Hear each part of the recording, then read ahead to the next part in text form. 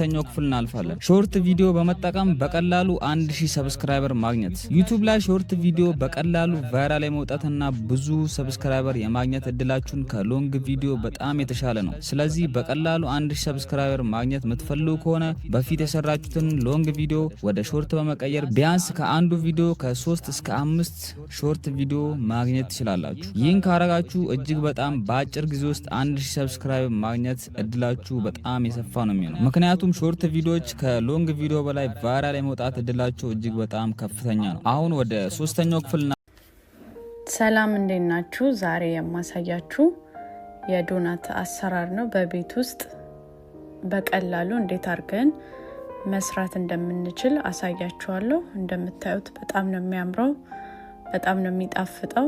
ለአሰራርም በጣም ቀላል ነው ማለት ነው። ወደ አሰራሩ እንሄዳለን።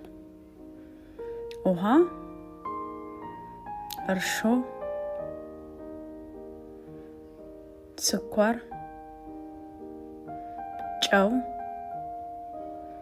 በደንብ ሚክስ እናደርጋለን። በመቀጠል ፍርኖ ዱቄት፣ ኒዶ ወይም የዱቄት ወተት፣ አንድ እንቁላል፣ ቫኒላ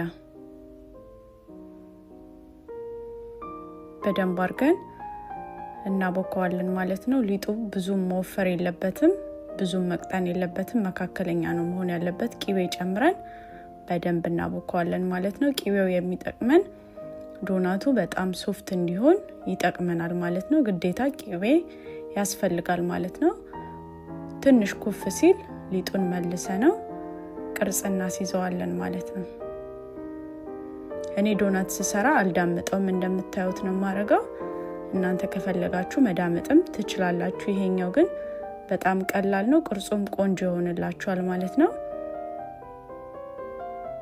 እየቆረጥን እያድቦለቦልን እናስቀምጠዋለን ማለት ነው። ትንሽ ኩፍ ሲል በመታዩት መንገድ ቅርጽ እንሰጠዋለን ማለት ነው። መዳመጥም አያስፈልግም ማለት ነው። እንደምታዩት ቅርጹም በጣም ቆንጆ ነው፣ ከሚዳመጠው የተሻለ ነው ማለት ነው። እንደምታዩት ቅርጽ አስይዘን ጨርሰናል።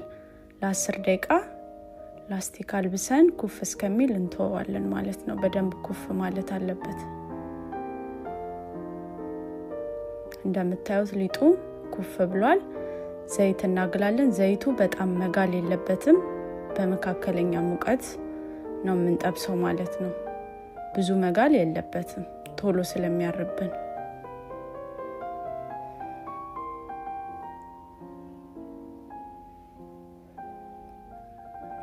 እንደምታዩት ቆንጆ ሆኖ ደርሶልናል። በመቀጠል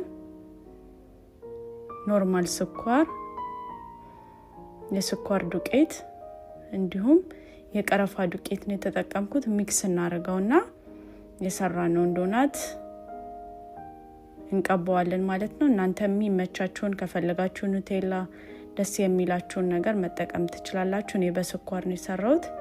እንደምታዩት በጣም ነው የሚያምረው።